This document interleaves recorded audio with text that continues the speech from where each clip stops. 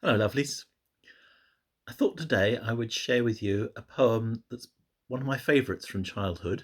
It's been, it was a big part of my life as I was growing up because it was my mother's favourite poem, and she knew it off by heart and would recite it at the drop of a hat, or in particular, if ever she heard a thrush sing. I spoke a few days ago, we were talking about Gerald Manley Hopkins. I spoke a few days ago about the Victorian experimentation with metre and rhythm, um, the influence of Anglo-Saxon poetry with four stresses to a line and an undefined number of unstressed lines. Now, when growing up, this poem was to me a rural idyll, and I enjoyed the rhythm of it. I enjoyed the sense of flow. But as I grew and became interested in prosody, it's a fascinating poem because of its structure.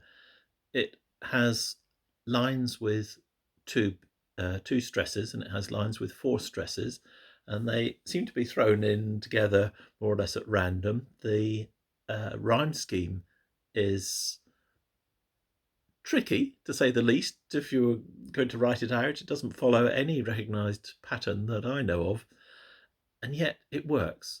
It works beautifully. It runs with the rhythm of speech. It feels smooth, and I think it's beautiful.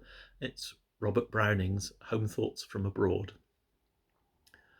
Oh, to be in England, now that April's there, and whoever wakes in England sees, some morning unaware, that the lowest boughs and the brushwood sheaf round the elm tree bole are in tiny leaf, while the chaffinch sings on the orchard bough in England now.